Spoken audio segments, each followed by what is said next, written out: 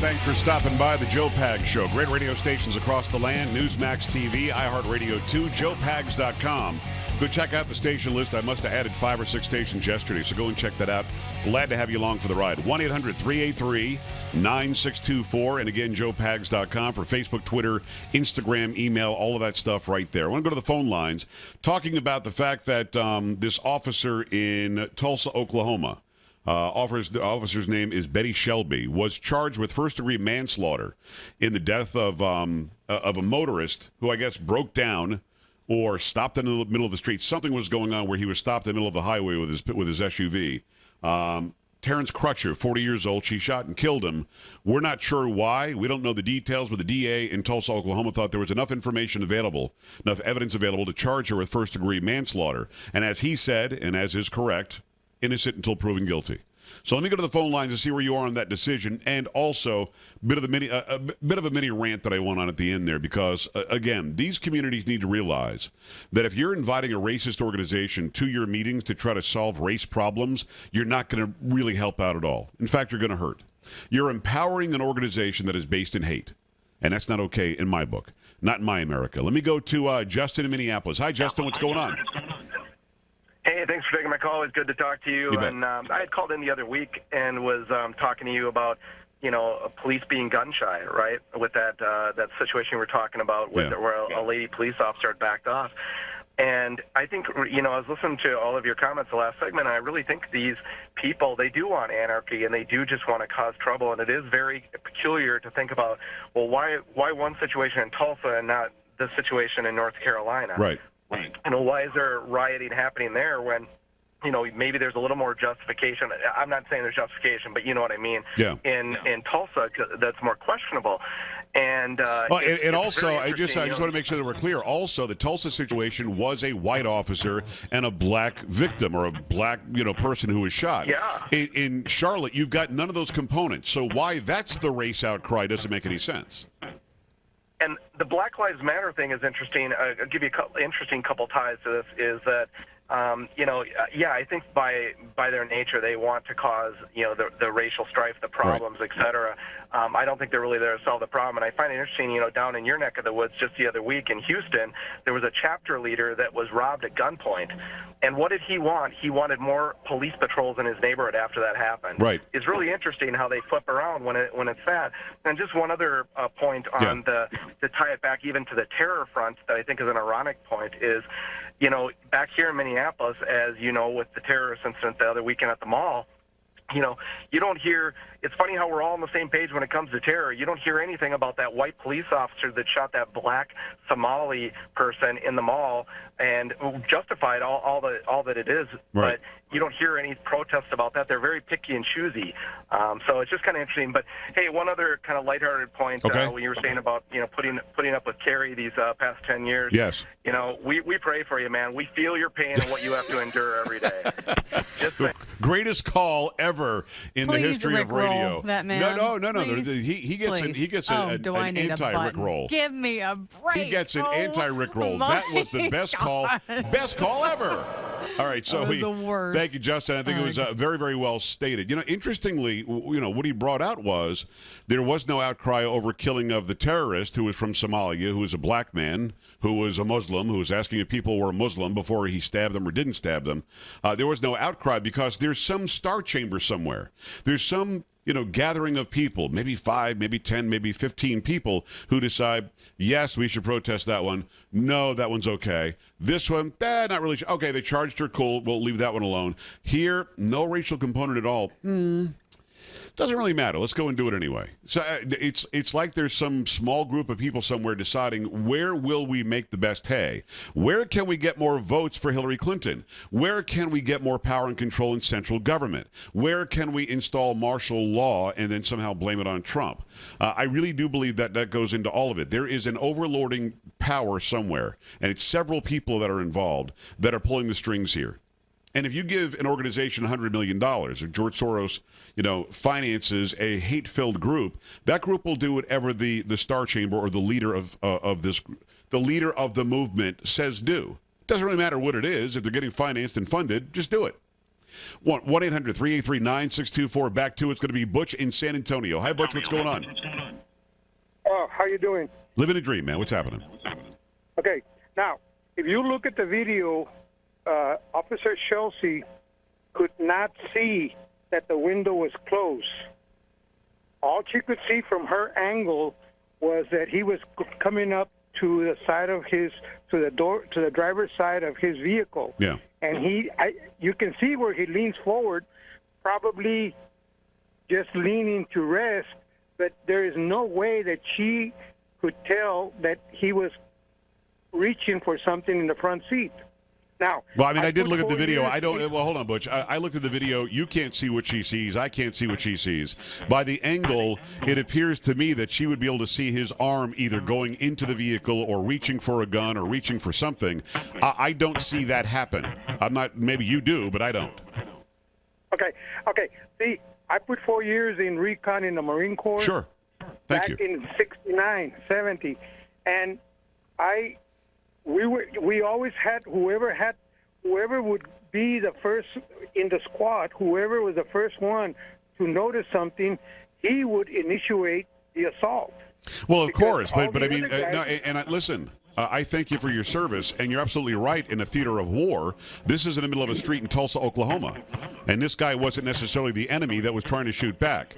We don't know what goes through her head. We don't know why she ended up pulling the trigger. We don't know if it was a righteous shoot. I'm sure the jury will find out yes or no whether it was. But to suggest we know what she saw or didn't see, I can't go there.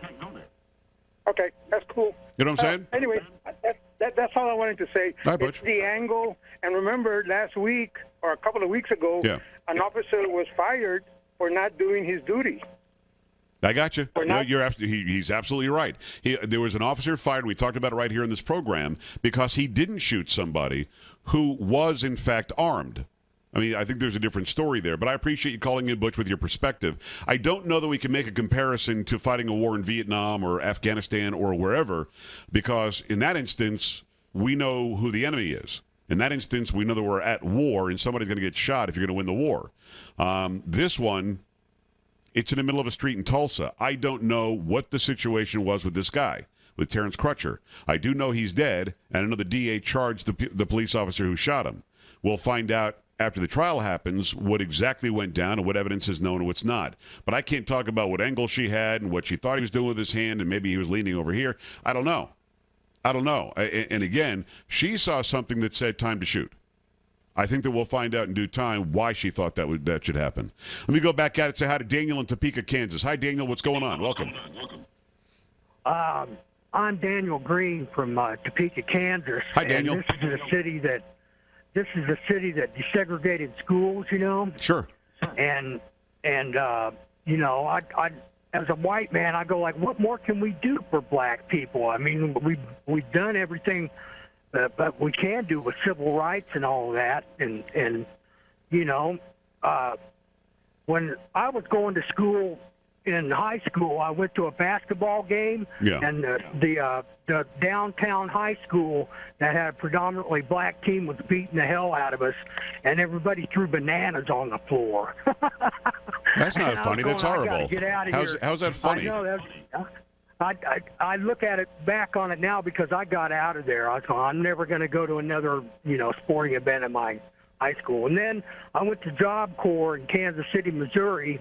It's in Excelsior Springs, Missouri, actually, and that's 30 miles northeast of the city. Yeah. And I learned carpentry, and I went to a railroad school so I'd get a railroad job without having to go to college, Okay. And I got to Topeka, and I tried to get a job with the Santa Fe Railway, and they said, "What? Are you in a band?" I was going like, "Come on," I don't understand. So now, hey, Daniel, I guess I don't. Hi there. Hey, how are you? Hi, Daniel. How you doing? Yeah, I have no idea what you're talking about. Listen, listen. You have a great day. Glad you called in from Topeka. You have yourself a good one. He gets the Rick roll. Other guys. What the hell? He was in a band. Maybe I didn't understand his references. Maybe that's something that's a white person who thinks we've done enough for black people. Maybe that's his perspective. I'm not really sure what the hell Daniel was talking about, to be honest with you. It said he wanted to talk about the Tulsa shooting, though, on the call screener, which is always fun. But yeah, he was at a band, and we were throwing bananas, and that's hilarious to throw bananas at black basketball players in his mind. I'll answer his first statement this way, or his first question this way. What the hell else do we have to do for the black people? I don't think we need to do anything for any people. I think what we need to do is make sure that people have facts, make sure people have the truth, make sure people have an understanding of what truly happened in history, make sure that people understand that the Democratic Party was the party of slavery, of lynching, of Jim Crow, of segregation. The Democrat Party was the party against the Equal Rights Act that was being pushed in the 1800s. And a higher percentage of Democrats were against it in the 1900s, in the 1960s. The Civil Rights Act of 1964, there was a higher percentage of Republicans for it than there were Democrats. That's a fact. Yeah, but Johnson signed it. Johnson had to sign it. Trust me when I say that. He also signed it because he wanted to make sure black people were locked into voting a certain way for all of history. So yet you say, what the hell else can we do for the black people? Maybe we stop allowing the Democratic Party to divide us as people and push black people to the ghetto or to the projects or to Section 8 housing, because that really happened, and the Democrats did it. Maybe we actually let black folks know that you do have equal opportunity and you can succeed in America without some hatred or sense of revenge in the back of your head. Big progressive left-wing central government led by people like Barack Obama and Hillary Clinton. These folks want to keep us divided, segregated, mad at each other, hating each other. Then they can guarantee the votes of any number of segments of society. So when you say things like it was funny to throw bananas on the basketball court, or you're in a band at the railroad or something, which I'm not really sure I get it. And when you say things like, what the hell else can we do? I don't think we need to tangibly do anything other than really deal in fact and stop allowing the media, Hollywood, the music industry, and the government, the current government, stop allowing them to set what the mindset is and what the, Carrie, I'm tired of the word narrative, but that's what it is. Mm-hmm. They have narrated to certain communities all of these hate-filled things. And then they have these very well-funded left-wing progressive organizations that go out there and do their dirty work. You know who the left-wing militant organization was that used to be the military arm of the Democratic Party? Do you know who it was, and they were well-funded? The KKK. The Ku Klux Klan was a Democratic offspring that was the military arm of the Democrat Party. Now, if you want to go and vote for somebody who is a representative and a representation of that party, well, then you don't understand the truth. You believed the narrative. That's why people keep on saying that word today. 1-800-383-9624, joepags.com. Stay right here.